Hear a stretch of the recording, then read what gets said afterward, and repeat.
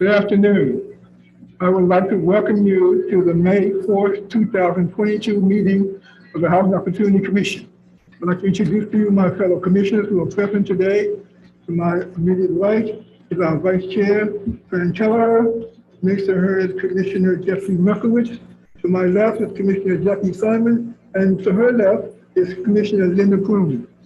Commissioner Vice Tim is Vic Nelson, who is joining us remotely. So we have a hybrid meeting going on today.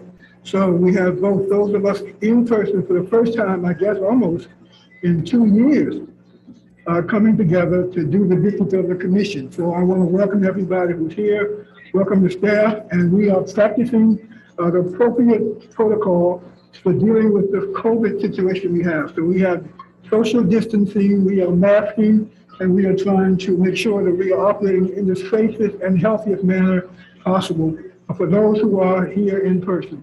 So I want to thank everyone for being present. I would also ask us as we speak, if you would certainly raise the volume of your voice so it can be heard. So I'm not shouting, I'm just really talking loud. So please welcome to our meeting, and we will adopt the agenda for the meeting, which has been presented to you before. And if that is okay, we will proceed with the agenda as outlined. The first area is for the information exchange. And we have not received any indication that anyone wants to speak before the commission about the community forum section. So we will go past that and go to the report of the executive director, acting executive director, Kaylene Brown. Ms. Brown? Okay, good afternoon, commissioners, staff, and the general public. This is my report for today, May 4th. This report leads off with a summary of the state's legislative session for 2022. The first item, State Bill 384, involves legislation to state eviction for tenants while they're awaiting rental assistance. And this is meaningful, as you all know, because our own tenants and tenants across the county and the state have faced severe issues around their ability to pay their rents, and so this will assist while they have applied for and are waiting for rental assistance. A big item for the state this year has been climate solutions. The Climate Solutions Act was passed, and this represents one of the most aggressive climate change laws in the country. And for Maryland, one might think it's unexpected, but the state has really taken the lead, and along with it, the county, in that it's moving toward electrification of its housing units. And so it will involve pretty severe penalties for housing that fail to meet these standards after it's fully implemented. And basically, it aims at reducing greenhouse gas emissions statewide by 60% from the 2006 levels by 2031. And this, along with the county's climate bill, it's really pretty significant for the county and for HSC as it plans its housing. We've taken the lead in that our new developments are more focused on all the electric utilities, but for our renovation projects, we really do need to focus on a move toward electrification and the impact that it will have on our plans as we move forward to modernize our developments. Coming out of the legislative session, the Montgomery County delegation has been pretty busy in that it has been able to direct a pretty significant portion of the state's surplus toward Montgomery County, in that about $267 million has been funded to the county, and inside of this funding has been $1.6 million to assist with the green roof repair for the Metropolitan. And as we've discussed with you before, and you'll see again tonight or this evening, this $1.6 million will go a long way toward assisting HOC with those repairs. Turning now to broadband and the impact or the inequity access to broadband has revealed to us. We've seen over the last 2 years during the pandemic that low and moderate income households have had difficulty accessing the internet and services because of their inability to easily access the internet because of lack of broadband connection. And so in addition to the $300 million from the General Assembly or from the directing of coronavirus funds in 2021 to broadband infrastructure, the General Assembly also allocated $171 million in this year to local government infrastructure fund for broadband investments. And so this is really important for us because as HOC itself work on its own broadband initiatives and digital equity, we will be able to tap into those resources to help our low and moderate income households. And although there are several other items in the state legislative session, we've chosen to highlight these few. The last one of which is funding for libraries that we're hoping will be directed to young readers and improve or pique their interest in reading and literature, and perhaps we'll see young laureates evolving from these initiatives. And I smile because tonight we're naming one of our properties, and I won't say the name yet, but you'll see the reason for my smile tonight. Moving now to Housing Opportunities Community Partners, HOCP received a donation from Boston Financial Investment Management of $25,000, which kicks off, I believe, the fundraising and planning efforts for HOCP, which is a nonprofit arm of HOC, this year. This year is the biannual fundraising and celebration for HOCP. And this is a nice shot in the arm for our efforts, which are starting up now. The staff is starting to plan for fundraising, and we're hoping to have our in-person festivities and which will end our fundraising drive in around September, October timeframe. So this $25,000 is really meaningful to that nonprofit, and it's really a testament to Boston Financial's interest not only in working with HOC on its tax credit transactions, of which there are 3, but also in supporting our mission and helping to support low and moderate income households. Turning now to our information technology side of our business, HOC has, the IT staff, as a matter of fact, has completed installation of encryption and endpoint detection and response software on all of the agency's laptop computers that are currently in use. And this is important in that we're able to secure our hardware and our software against those that would do us harm.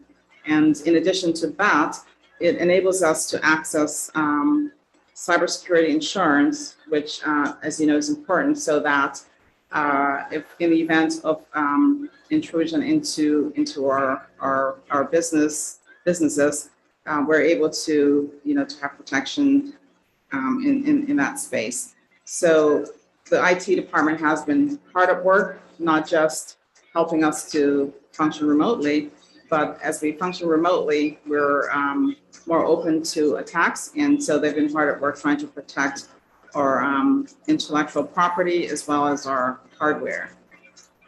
And turning to service to our residents, we reported, and I continue to report, that the Resident Services Division works tirelessly, especially during the pandemic, to continue to provide service to our residents. And it's especially hard for them because most of the activities of the Resident Services Division require in-person, face-to-face interaction, and that's been really difficult. But nonetheless, they've been able to, work virtually with our residents and also face-to-face while protecting themselves. And so they continue to provide referrals and for food services and also engage with them virtually, all with the goal of continuing to keep our residents housed. Some of the highlights for the past month have been to help with applications for rental assistance. The cider mill community has had some pretty significant activities around criminal activities in and around the neighborhood. They've been helping to engage with the community and community partners to tamp down some of those activities, and they've had some successes there. And they've also held workshops and just other programs to promote residents' well-being and things of the sorts. So they've been pretty active. But at the same time, they're also, the HOC Academy, which is part of the Resident Services Group, continue to work with youths and adults in youth programs and adult education program, and are seeing some successes there as well. They also continue to work and provide financial literacy and other supportive programs, and also graduate fathers from the Fatherhood Initiative program. Turning now to the Housing Resource Division, in which the Housing Choice Voucher Program is housed. First, let me report that we are currently, we were offered the opportunity to apply for 50 additional mainstream vouchers, and we're in the process of completing that application now. The due date is on Friday, and the paperwork has been prepared and will be submitted by tomorrow. At the same time, our utilization rate in our regular Housing Choice Voucher Program is at 93%. This program has been particularly active in the past year, in that there have been a number of exits from the program for a variety of reasons. And so the staff of the Housing Choice Voucher Program has had, quite a bit of activity in call-ups each month, and in trying to keep pace with the level of activity. And so, that staff continues just to work tirelessly to ensure that the utilization rate is kept up to, the levels that we'd like to see. We're not quite there, but, we continue our efforts to ensure that vouchers are utilized and as many people from the wait list as possible are called up. And on our emergency vouchers, we currently have 52 families who have leased, 54 families who have been issued vouchers and are searching for housing, and some whose vouchers have expired. We're waiting for approximately 8 more referrals from HHS, and 4 recently have been received. And almost to the end of this report, the real estate activities, we're pleased to announce that the demolition of Holly Hall has started, and that will pave the way for us to prepare to break ground for the development of Hillendale Gateway, 463 units that are planned there. And at long last, Emery Grove demolition is nearly complete. I think we have about 2 more weeks for that to complete. So, and that paves the way for our redevelopment of what we're calling Heritage Emery Grove. We're excited for that. And finally, the county executive has announced the availability of 18 county-owned properties that will be available for the development of affordable housing, and has set out a time frame by which interested parties must respond. And HOC will be looking at these sites and perhaps assisting nonprofits or even accessing those sites that we'll discuss with the commission as these opportunities are identified, and if they make sense for the commission. So that completes the report for today. Thank you very much. Are there any questions from any of the commissioners? Commissioner Jeff? Yeah, thanks, Terry. I was curious on the housing choice vouchers. So mentions that there's been a increased number of terminations resulting from deaths, which is unfortunate, and failure to complete the annual recertification. So I was curious on the latter. Do you find that that's are folks not completing that annual recertification because they're no longer eligible, or they have problems completing it? Are we providing assistance? to families that might need help completing? Yeah, good afternoon, commissioners. The failure to complete the recertification is because the customers have not returned their packet or annual information to us. They have not submitted it to us. So it's not a matter where they submitted some of the information to us and we request additional or pending items. Rather, they have not responded at all. I'm just wondering, like, do we do outreach to try to, you know, find out why they're not responding, or if they No, we don't. When they don't respond initially, we send a subsequent letter to them, giving them additional time to complete the materials to us, but we don't do outreach to find out why they are not. But certainly that's something we can look into. Yeah, I'm just wondering if, you know, if there are people who need additional assistance, you know, Sure. if they're overwhelmed by life, and Yeah. I wouldn't Okay. want to lose their housing because they Okay. want. Really quick, Commissioner Simon? Yes, related to that, I assume that you're having trouble getting people being able to find a home within the period of time that's allotted to them, just simply because how much rents have escalated in the jurisdiction in the last 2 years. And are people coming to you for a request for extension, and how generous are we able to be with time to allow them to find another home as we're issuing certificates? Sure.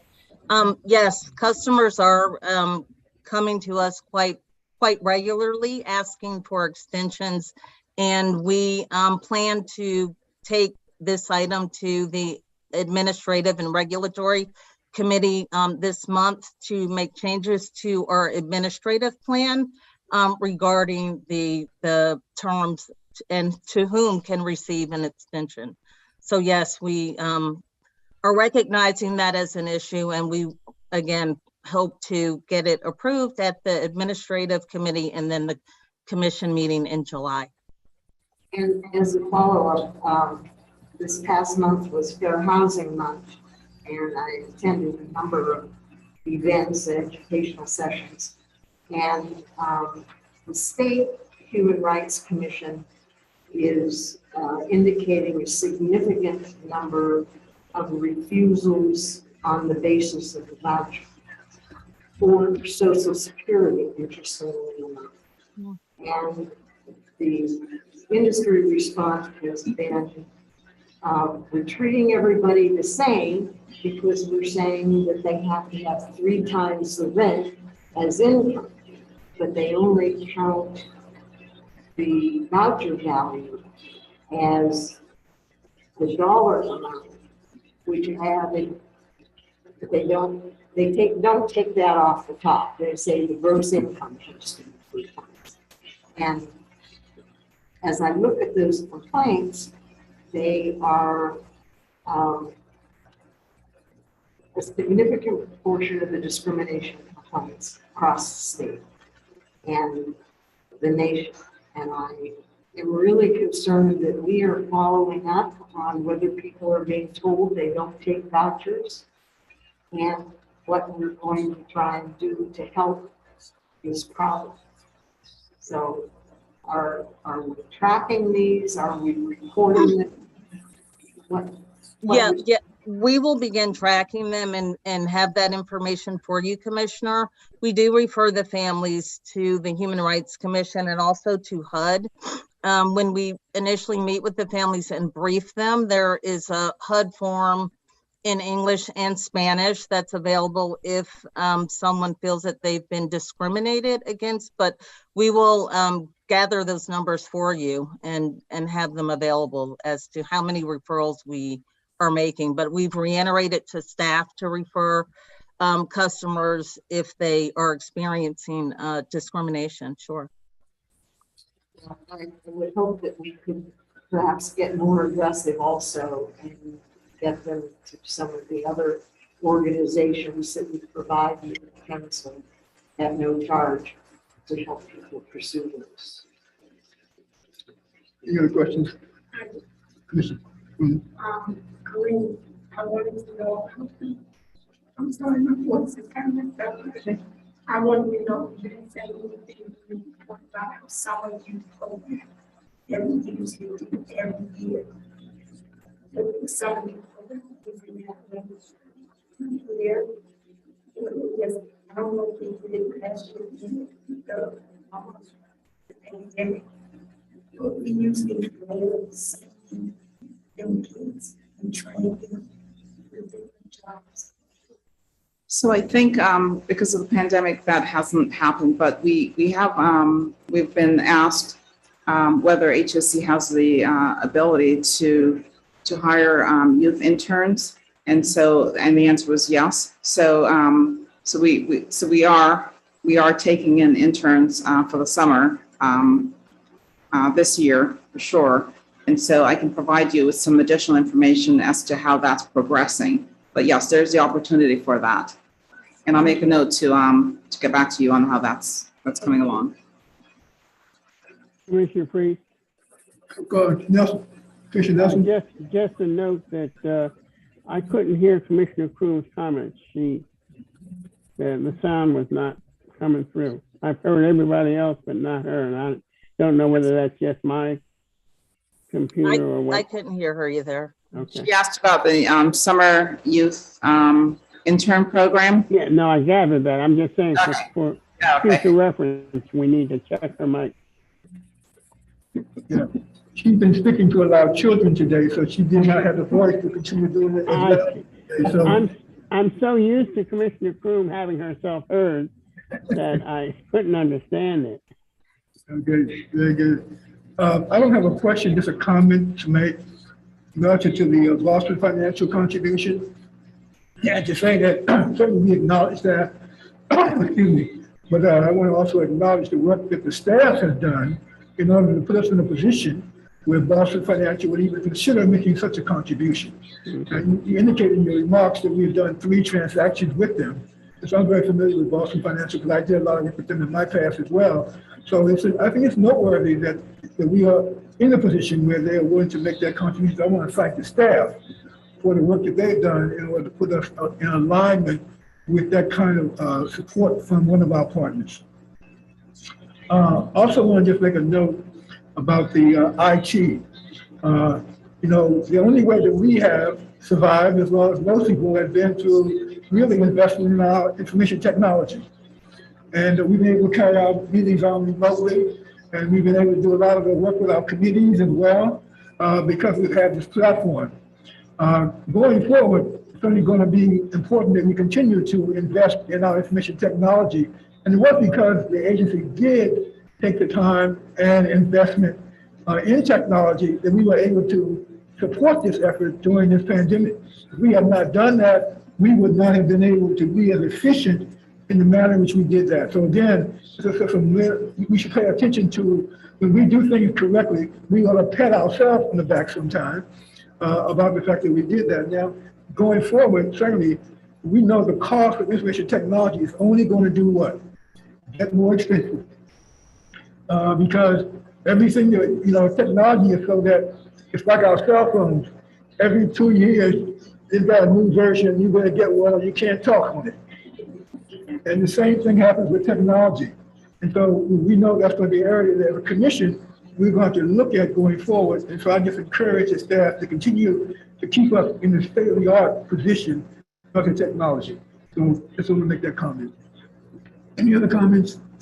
If not, I'll move to the next order of business, which is the commissioner exchange. And I'll start that off. When you open your papers today, there were a lot of headlines. And I won't go through all of them because some of them I find very discouraging to me to even read the paper. But one of those that I paid attention to was one in the section that said, housing markets slow to cool even as rates rise. And what this article talked about was that the Fed today was going to raise the interest rate and to 5%. which is comparative to about 2.98 a year ago. Very significant for us because it affects the cost of financing, cost of debt financing we may do in some of our projects. And so it makes it even harder and more challenging for us to be able to step forward and continue to be innovative and creative as we look at ways to continue to provide affordable housing.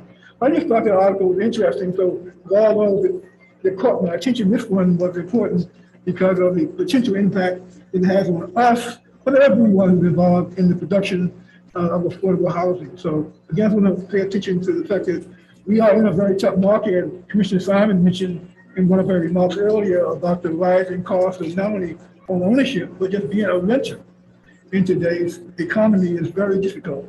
And there have been a lot of stories going on, exposés in the media, both print as well as the visual media, about the impact and the shortage of affordable housing. It's become a really key area politically, even within this county, as it relates to the upcoming election that we are facing. So we don't continue to pay attention to what's going on because we don't want the interest rate to continue to grow. Because I remember some years ago when the interest rates were double digit. And we know what's happening then in terms of housing production.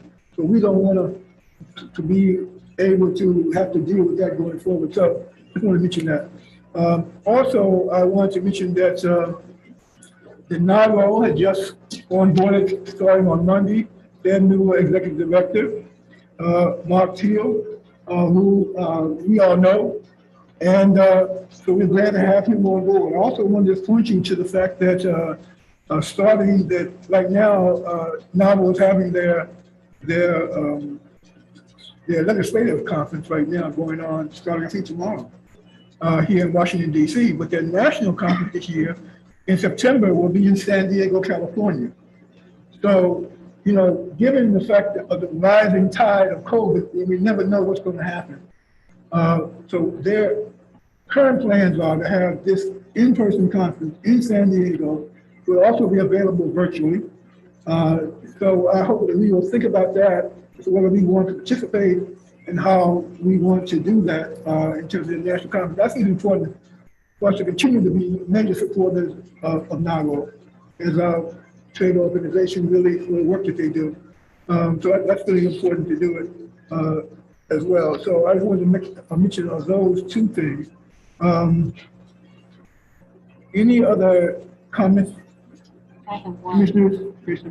I would just like to say that while it's always dangerous to single out just one person on the staff because everyone has gone to heroics in the past 2 years to keep this place functioning and serving our customers. Last Wednesday, a week ago, was Administrative Professionals Day, and I would like to thank Patrice Birdsong, who for 2 years kept us functioning, coming in late at night, coming to the office when it was closed, never ever once acted like it was an imposition to call her on the weekend or that there was any reason why something couldn't be done that we requested. And anyone who has ever reported to 7 people, all of whom think they're the boss, can just imagine what her day is like every day.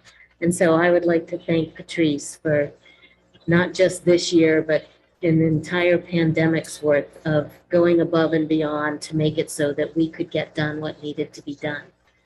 Thank you.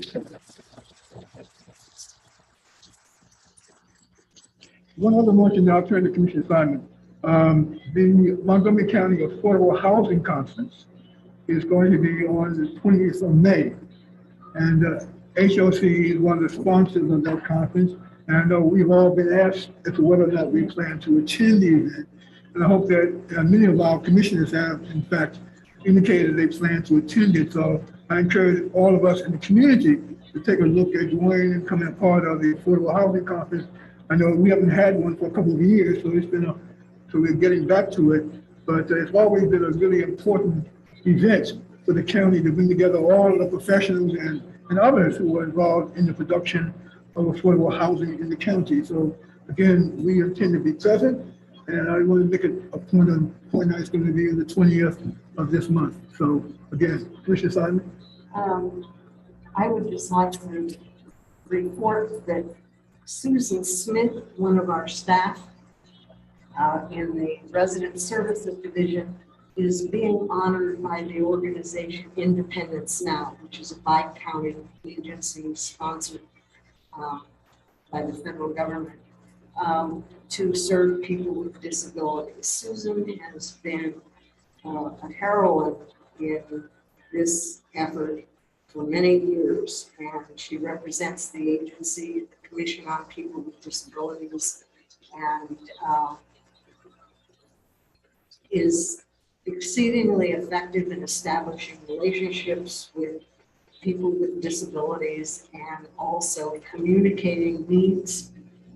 She's exceedingly articulate, and she does us great honor, I think, by being named for this honor.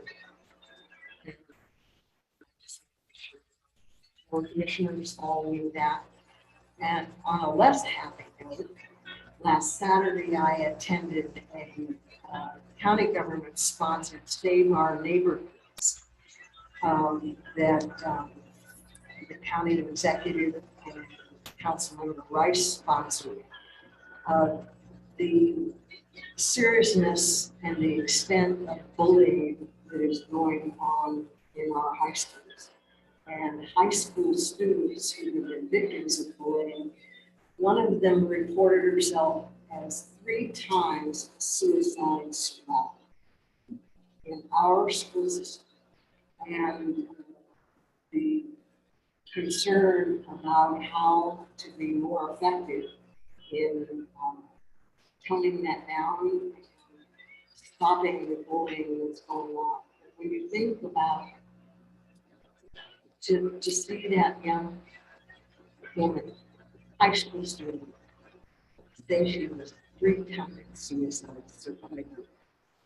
It's just, I hope that as we develop some of our summer programs and so forth, that we keep that issue in mind and try and find some way to be sure that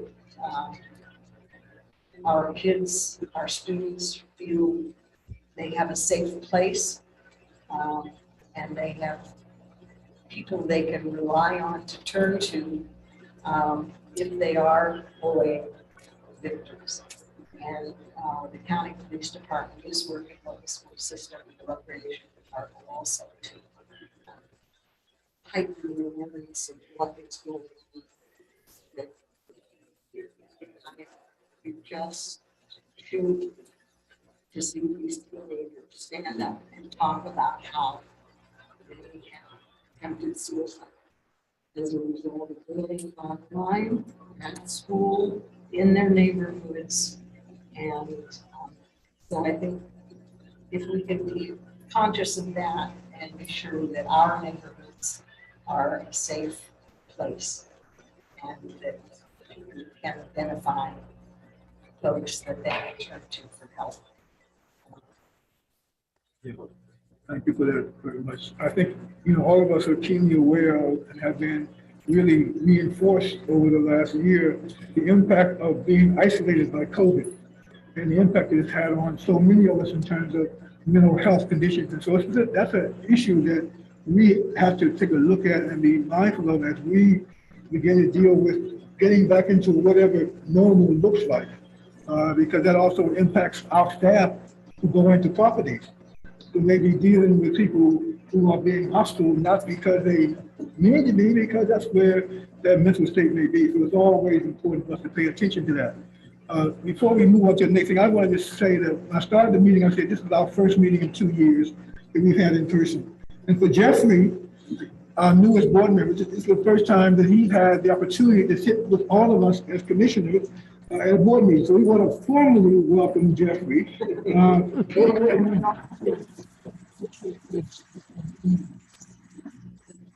I also want to take the time to thank the staff.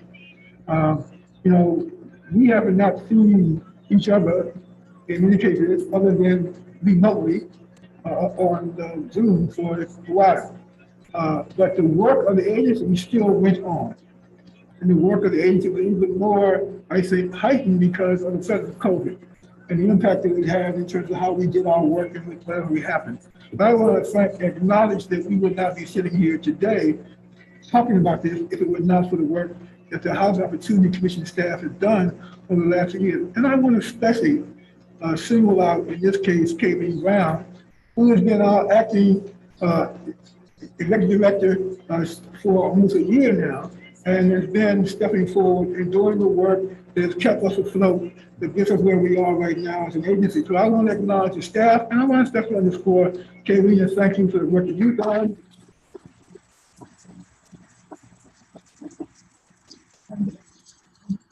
The other person who I spent a lot of time with is Asha. We have become communicative friends on so many issues that involve us having to do work around our legal situation. So I also want to acknowledge and thank you for the work that you've done. And also, attorney, our other staff. If I get this singling people out, I'll go all around the room. But everybody has played a role in moving us forward and sustaining us in this period of time. I just want to thank you all. And at some point in time, we'll have an employee appreciation, something to do. It'd be great. You know, I remember one of the things I enjoyed as a new commissioner was the agency picnic. You know, and I got a chance to see so many of our staff who I just wouldn't normally see because we are relocated. That was a really good event.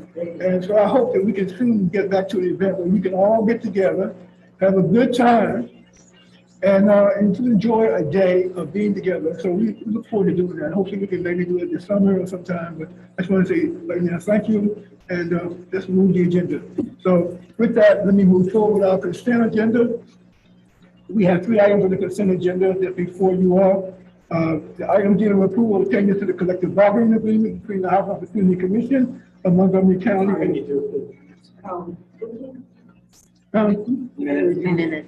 oh, I'm sorry, approval of the minutes. I'm sorry, I'm moving even faster.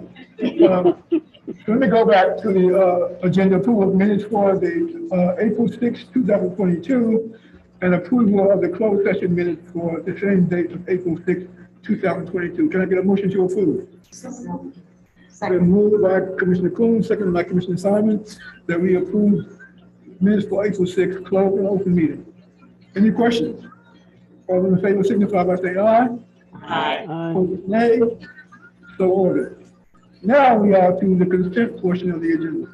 There's 3 items before us for consent, dealing with the approval of changes to the collective bargaining agreement between the Housing Opportunity Commission and the County Government Employees Organization, and also approval of the fiscal year wage adjustment and annual pay increments for non-represented merit pay system staff, and also approval to amend the Housing Opportunity Commission Executive Leadership Series. Can I get a motion to approve these consent items? I move that we approve the 3 consent items presented. Second. It's been probably moved by Commissioner Lukowitz and seconded by Commissioner the other way around.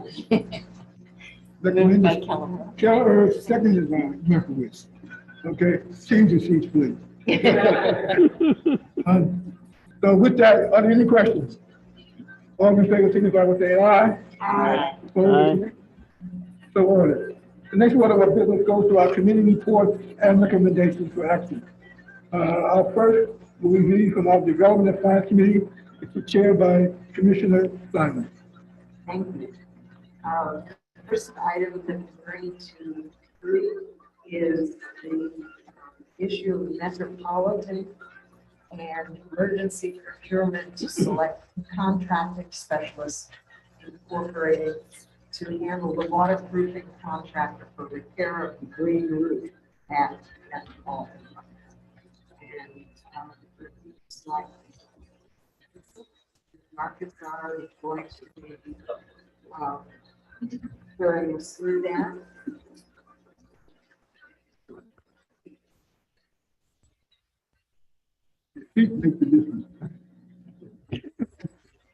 Good afternoon, Commissioners. Marcus Irvin, Director of Development. Hunsack Troy, Housing Acquisition Manager, will be presenting this item. Sure. Thank you, Marcus. Good evening, Commissioner. For the record, my name is Hunsack Troy. I'm the Housing Acquisition Manager in the Real Estate Development team. A few months ago, that Commission approved the selection of the SKNA as a structural engineer to complete the plan for repairs and evaluation of the waterproofing service contractors for the Green Loop at the Metropolitan. As a part of their bid process, SKNA pre-qualified the concrete and waterproofing repair contractors to submit the bid and serving as primarily contractors. Additionally, staff working with SKNA will pre-qualify the contractor to complete the HOC waterproofing plan, including the prevailing wage scale for their bid and the required minimum of 25%. The subcontractors work to minority female disabled residents. The SKNA received 3 proposals from the concrete projection and then for the restoration, and then CA, the lenderman, and then a contractor specialist incorporation. If you're looking at the page 44 of the 44, there's a 3 firm providing detailed information where they come from. So based on SKNA review of the 3 proposals and the project completion time, SKNA advised awarding contract for the repairs of Green Loop to CSI because of their overall experience, lowers the bidder price, and the faster completed schedule. CSI was the lowest bidder, so in order to ensure that the CSI bid did not contain any mistake or significantly misunderstanding of the scope, SKNA performs a line-by-line review of their bid, which is they not reveal any glamorous mistake or misunderstanding of the scope of work. Additionally, SKNA has discussed with the 3 firms and found that the other, sorry. For the other 3 firms that found that the 2 other firms are currently oversubscribed and did not aggressive price bid, but CSI told the SKNA that they did aggressive pricing this bid and have a labor ready to perform the work. So Metropolitan is responsible for the cost for the repairs for the Green Loop, which will be paid by the existing property cash. Staff was notified that the Montgomery delegate Mark Foreman that through his effort, state capital budget including 2 separate locations, 2 repairs of Green Loop. The grant funding of $1.6 million would be available. Total cost of the completion of the replace of Green Loop is over $5 million, including contingency. Since the actual work is not anticipated to begin before July 1st, 2022, so there is no impact on the agency FY 2022 operation budget, but the staff will incorporate any anticipated impact to FY 2023 proposed budget into the budget that will be presented to Commission in June. Now, staff is recommending the Commission approve the selection of the concrete specialist incorporated as a waterproofing contract for the repairs of a Green Loop at the Metropolitan Apartment. Authorize the acting executive director to negotiate and execute the waterproofing contract with the contracting specialist incorporate for amount is not to exceed $4,499,450. Approve the project contingency of $450,000, except in 2 separate allocations in the state of Maryland capital budget. First one is the miscellaneous grant for $1,250,000, and the second is a registered bond initiated for $350,000, totaling $1.6 million. Authorize the funding for authorize funding of the repairs and the contingency by Development Corporation, and appropriation by the state of Maryland in the capital budget. I'm happy to answer your question. Because I noted in the financial document that was behind the Metropolitan on the Green Loop, because portion of the repayment of the expenses for the for this installation to repair the Green Loop comes from resources from the actual payment of rent to the department, correct? Yes. Am I correct? Which is generally from the cash flow, Yeah. from operations. Yeah. Yeah. There are 2 sources of money being used to repay the amount of money associated with the $5.6 million. One is the $1.6 million that we received through the legislature. And the other, it comes from the operating proceeds of the development, correct? Correct. That is correct. Okay. When I looked at that, on the out year for expected repayment by the year July 2023, am I correct? That's when the amount will be repaid from those sources. So basically, once we closing that the real estate transaction, let's say in December this year, if we're closing that transaction, basically that the limited partnership portion of the 30% will be paid back to the development corporation. And also real estate budget is including that the whole development corporation, basically that's what we pay that at the close. And so when we recapitalize the project, we'll do a final reconciliation, but we expect that property operations will bear the cost of the remainder of it. Yeah. And we'll provide any additional information you may need outside of the meeting, but that's the expected plan when all of the dollars are accounted for and the financing of the project occurs. Yeah, and this is an unexpected capital outlay. It to do is. this, It is. That is correct. Okay, and so my question really goes to the stability of the operating cash flow at the end of the payment of this loan. And what I looked at was looked like it depletes the amount of operating reserves. And it also impacts our ability to renovate this property, which, as you know, was built in 1997. So it is pretty old and non-competitive in the current market. And so and with interest rates rising, it'll be a challenge. So at the end of this work and our plans for renovation, all of those dollars will have to be taken into consideration, and we'll present the full picture to you when we bring the financing plan. Any other questions? Yes, Commissioner Dunn? I have a question. The appropriations we got from the state, have we acknowledged to the sponsor or sponsors of those appropriations our appreciation? Yes. We couldn't really hear you very clearly. I'm sorry. Have we acknowledged with our appreciation to the sponsors of the bills to give us the money from the state? Yes, we have. Okay, thank you. We've gotten commitments for the money from the state. Yes, we will be working through that Oh, process. we Yes. thank them for it. Okay. Yes, we thank them. We We thank did them by for asking it. for more. We profusely thank. We will thank them again and ask for more. Yeah. All right. Is there a motion? On behalf of the committee, who has endorsed this, move that we, I second. It's been probably moved and second to approve resolution 22-32. Are there any other questions? All in favor of the motion signify by saying aye. Aye. Opposed, nay. The motion is carried unanimously. Thank you. Next item. the next item is our new headquarters. That is under, well, hope soon will be under construction. And we're being asked today to approve construction manager selection and a revised pre-development budget and funding installment. For the record, Marcus Irvin, Director of Development. Jay Shepard, Housing Acquisition Manager, will be presenting this item. Thanks, Marcus. Good afternoon, Commissioners.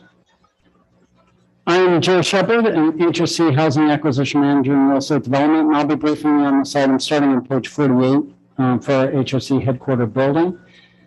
Today, we are asking for approval to select a third-party construction manager, as well as an updated budget and funding installment for 2022. This is the building HOC is planning to construct for use as its new headquarters office building at the southeast corner of the intersection of 2nd Avenue and Fenwick Lane in downtown Silver Spring. We use the two-step mandatory referral process for the entitlements that were approved last year and have just completed the construction document set for design and submitting those for building permits with the goal of finalizing permitting and starting construction in early 2023. Additional funding prior to closing in the amount of $2,112,456 is required to cover expenses expected during the pre-development period, including costs associated with the third-party construction manager.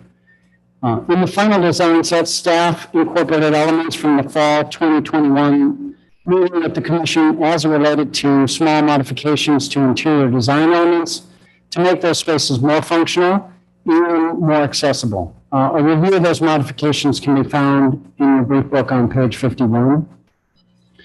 As the design set finished and better pricing was available, staff updated the costs of the new building along with other projected soft costs to fill out the overall budget picture. Of note, the projected total cost now is almost $53 million, and that will be funded from governmental bonds whose debt services will be an operating cost to the agency.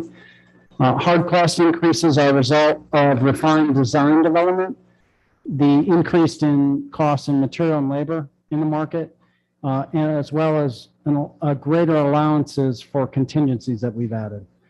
Soft cost increases are primarily driven by permits and fees and other higher construction management costs.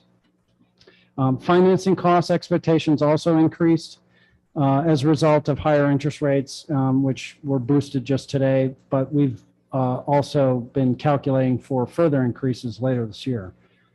With the budget increase, we have refined costs for total pre-construction and development now of $5,020,756. Approvals to date, some $2,908,300. And so the total additional funding required to close is $2,112,000.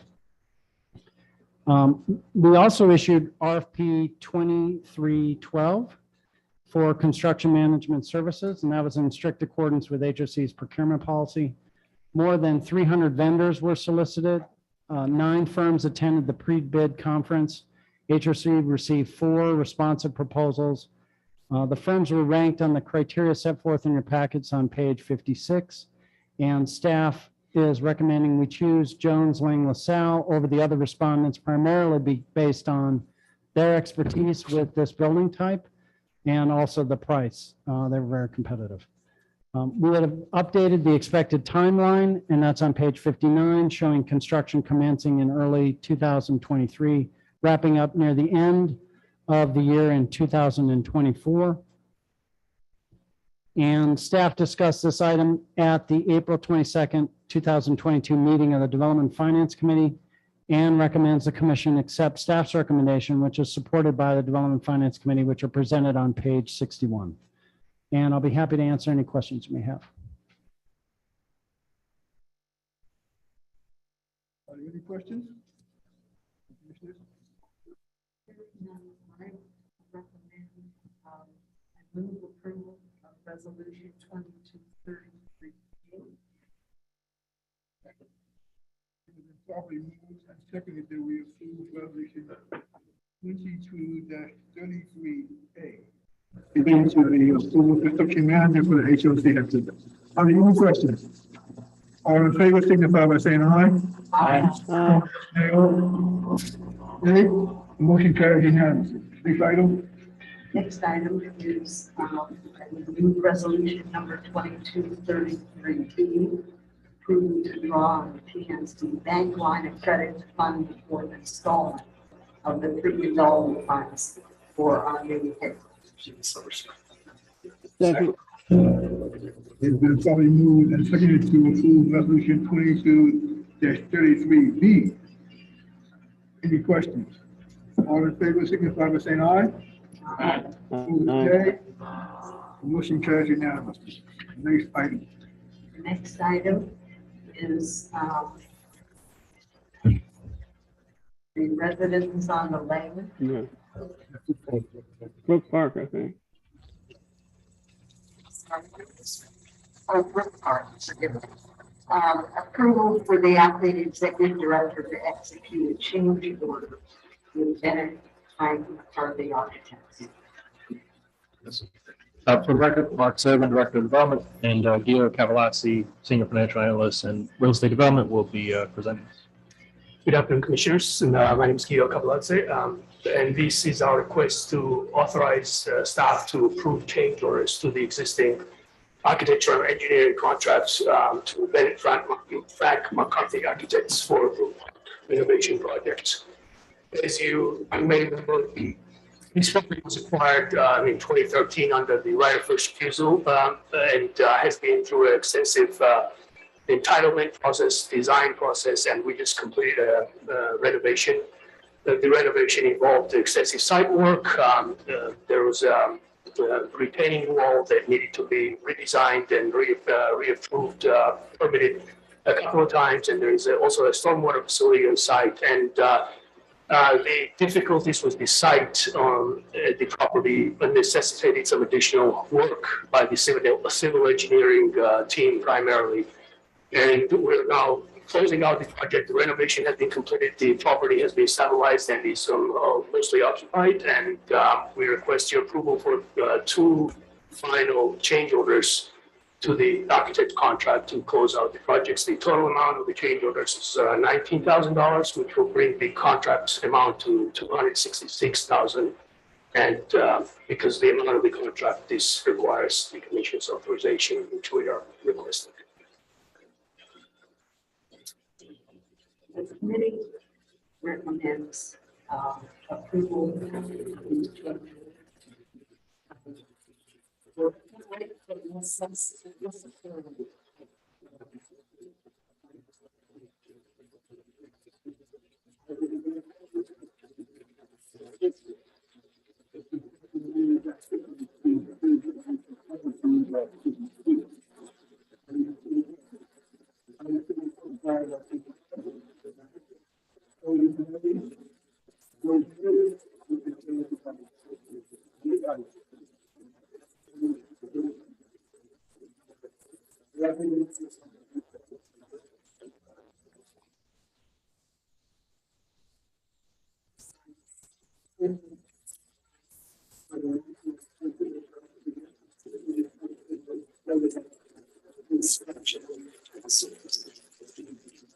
Yes, Mark Irvin, Director of Development, Jay Shepherd, Housing Acquisition Manager, is back to present the site. Thank you, Marcus. Good afternoon, Commissioners. I'm Jay Shepherd.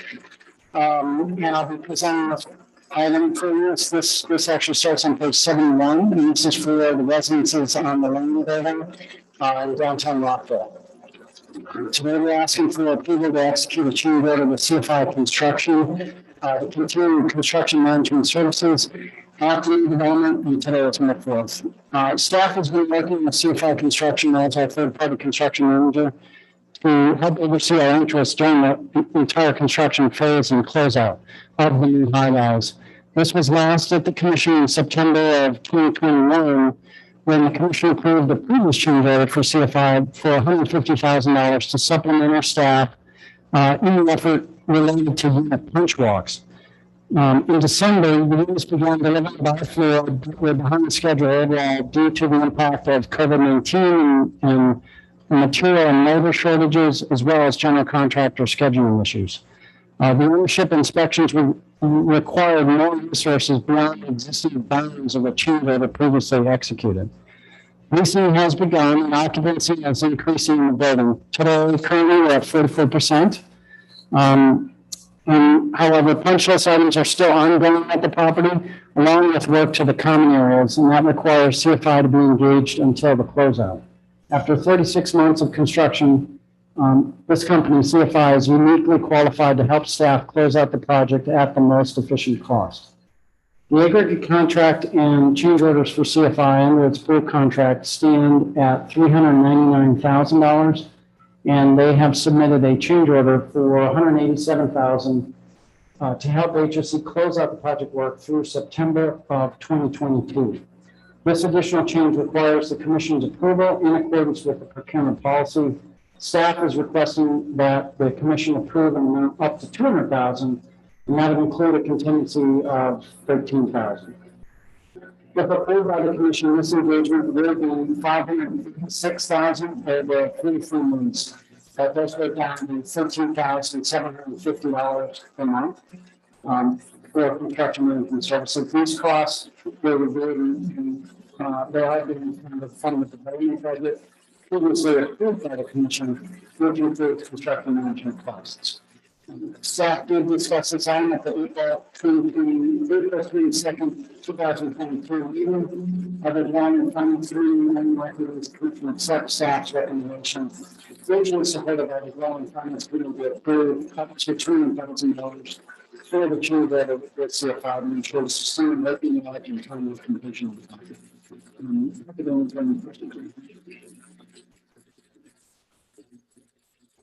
Just like this.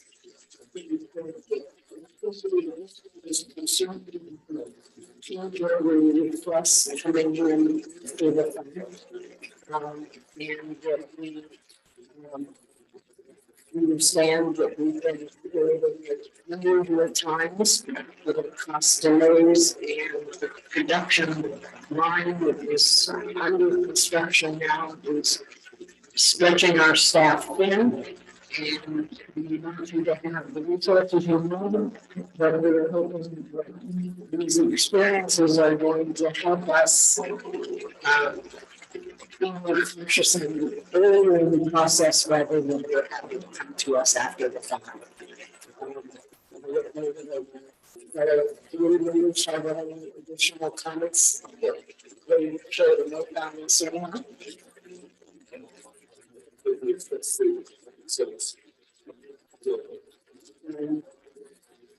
Even then, the committee has recommended approval and it will receive your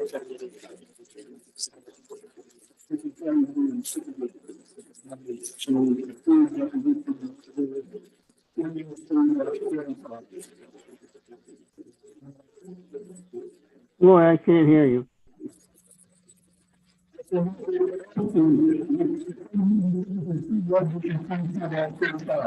dynamics of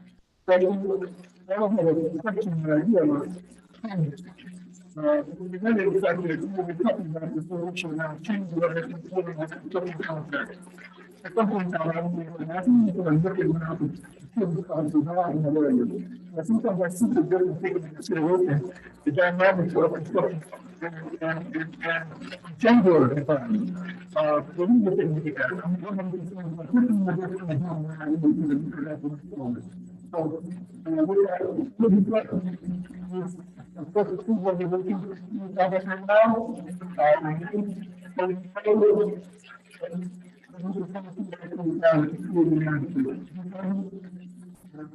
last item, I believe, the rest of the committee is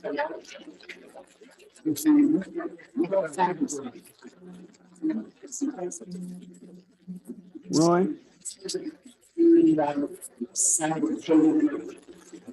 Roy? Commissioner Priest?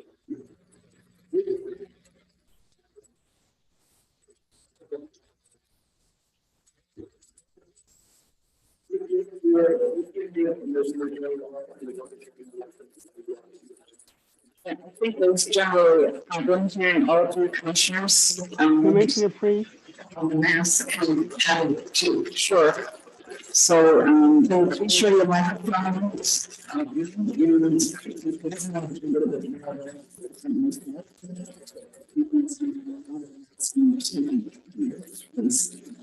Would you like to speak, Commissioner Wilson?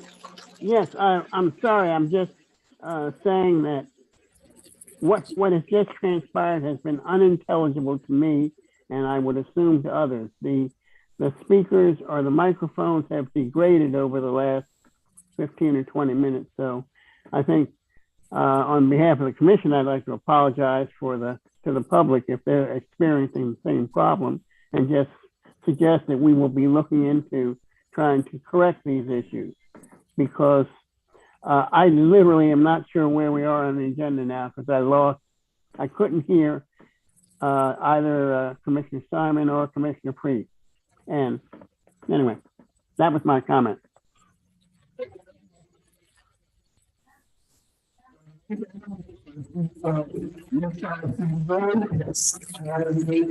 We're seeking staff's seeking approval of the naming and branding in accordance with the HOC vendor regulations. For the record, I'd like to, Director Mellon, here to present the site. Start on slide. So here to see through the HOC guidelines for HOC West Side of Shady Grove. The project was $21 million baseline contributions, significant relevant located at the Shady Grove red station across the bridge, and as part of the list of Shady Grove.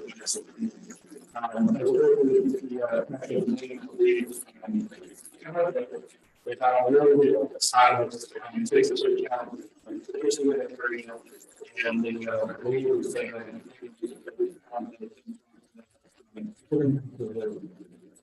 so we continue to there's like selecting learning, marketing, these efforts. And then we are in the mostly place.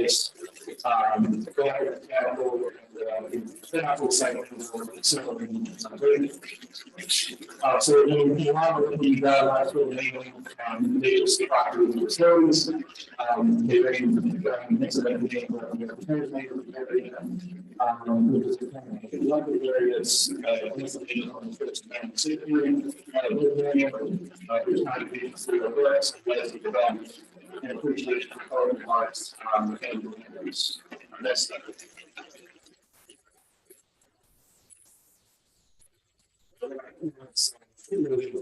Some of the principles, legal guidelines,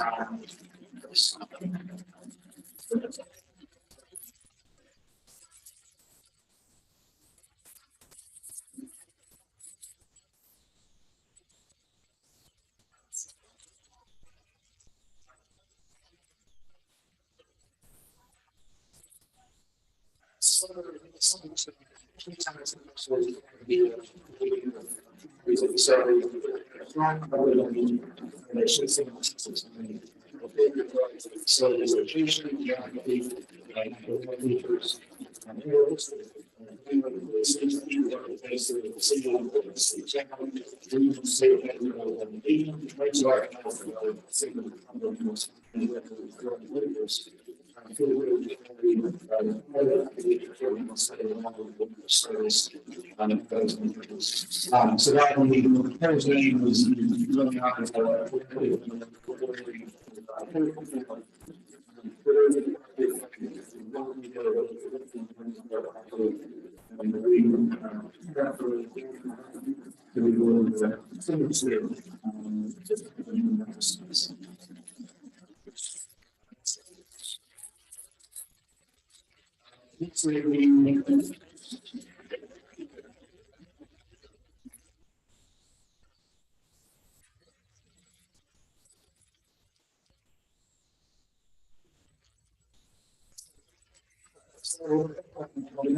Some a little bit of the sort of history where our father was located in adjacent to Shady Grove, where there were a lot of the sort of neighborhood transportation so it's a pier and farmlands, that's also county transportation facility, and is now a thriving neighborhood for many of the new families that are going to come to West Side Shady Grove.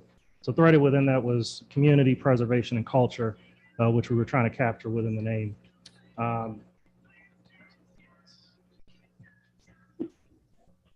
The other slide, which kind of goes into the laureate, it was designated by the governor, essentially one that's honored over the years, both a young youth poet laureate in Baltimore and others, beginning back to 1959, recognizes that this individual contributes not only to the poetry community, but also citizens of Maryland.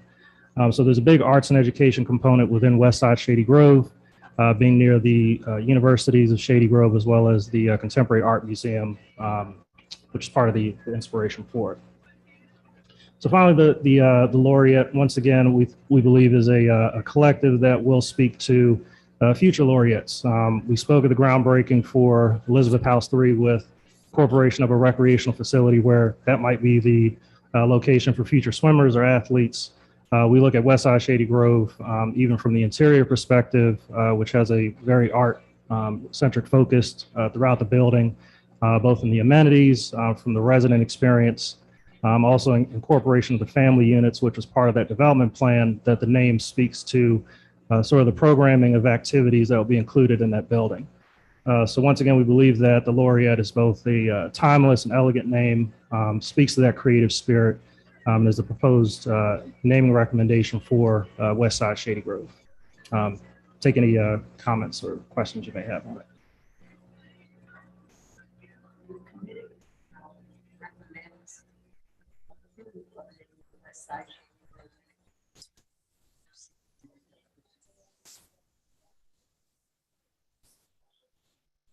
It has been properly moved and seconded to approve the naming of the Westside Shady Grove as the laureate. Is a motion or second? Are there any questions? All those in favor of the motion signify by saying aye. Aye. Those opposed to the motion, nay. The motion carries unanimously. We are now at a point in time where we don't have any more committees, and we are going to have a recess in order to go into our Development Corporation meeting. But before we do that, in respect to the question that Mr. Commissioner Nelson raised, he didn't hear the comments that were being made.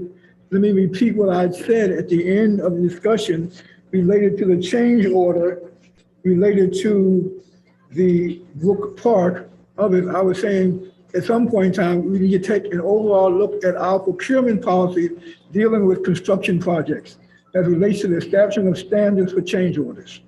That was my comment. So I want to clarify. That was what I said. Okay, we'll go on now to a recess. The regular meeting of the commission is recessed for us to go into a development corporation meeting for the Metropolitan Development Corporation.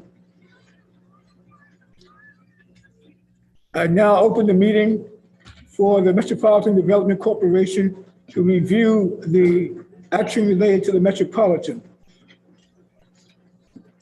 Good evening, Board of Director of the Metropolitan Development Corporation. For the record, my name is Elin Choi. I'm the Housing Acquisition Manager for the Real Estate Development team. So based on that SKNA review of the three proposals and the project completion time, SKNA advised awarding the contract for the repairs of the green roof to Contracting Specialist Incorporated because of their overall experience, a lower bidder, and then faster complete schedule. Staff is recommended that the Board of Directors of the Metropolitan Development Corporation approve the selection of the Contracting Specialist Incorporated as a waterproofing contract for the repair of the green roof at the Metropolitan Apartment. Authorize the Acting Executive Director to negotiate the executed the waterproofing contract with the Contracting Specialist Incorporated for the amount is not to exceed $4,499,450. And then approve that the project contingency of $450,000, except in two separate locations in the state of Maryland. Capital budget, first is a miscellaneous grant for $1,250,000, and the second is a registered bond initiative for $350,000, totaling $1.6 million. And authorize the funding of the repairs and the contingencies by Metropolitan Development Corporation, and then appropriation by the state of Maryland in capital budget. I'm happy to answer the question. For those members of the public who may be listening in and said, wow, didn't they just talk about that earlier in the agenda? And they say, yeah, yes, the question is we did. But what happens is that the committee and the staff review and make a recommendation, but the owner of the property has to then take a separate action to, in fact, approve this. That is why it looks like a duplicate, but it's not. So can I get a motion to approve Resolution 22-002 MR? ME. The ME? Yep. ME. I move that we approve Resolution 22-002 ME for the Metropolitan Development. I second. It's been properly moved and seconded to approve the resolution. Any questions? All those in favor of the motion signify by saying aye. Aye. Opposed is nay. Motion carries unanimously. Thank you. I will now take a motion to adjourn the meeting of the Metropolitan Development Corporation. So moved. Seconded. Probably moving a second to adjourn the meeting of the Metropolitan Development Corporation. All in favor of the motion signify by saying aye. Aye. Movers nay, so ordered. The meeting is now adjourned. We will now reconvene the HOC regular meeting. Pursuant to section 3-305B and D of the General Provisions Article of the Annotated Code of Maryland, I move to adopt the written closing statement dated May 4th, 2022, and to adjourn this open session to a closed meeting to discuss two topics. The first topic is the acquisition of 3 multifamily properties located in Bethesda, Maryland. This topic must be discussed in a closed meeting for 2 reasons. The first meeting is to protect HOC's bargaining power. The second reason is that the discussion will contain confidential commercial and financial information obtained from private financial institutions. Section 4-335 of the Maryland Public Information Act prevents disclosure of such information. The statutory section that allows this topic to be discussed in a closed meeting of section 3-305B3 and section 3-305B13. The second topic is the appointment, employment, assignment, and compensation of the candidates for the position of executive director. This topic must be discussed in a closed meeting because it involves the discussion of specific individuals and the terms of their employment. If any member of the public wishes to object to the closed meeting, please comment in the YouTube chat box or contact HOC's General Counsel. Instructions can be found in the COVID open meeting procedures, which is posted on HOC's website. Do I have a second? It has been properly moved and seconded to go into a closed meeting. All in favor of the motion signify by saying aye. Aye. Those in favor of it, opposed to it, nay. The meeting is therefore carried. The motion is therefore carried to go into a closed session. That includes resolution 22-37AS. No, it approves the closed session, I'm sorry. All of in favor, we have done that. Thank you. We are now adjourned our regular meeting as of, what time is it now? 5:30. 5:30 p.m. Thank you. We will now adjourn to a closed session.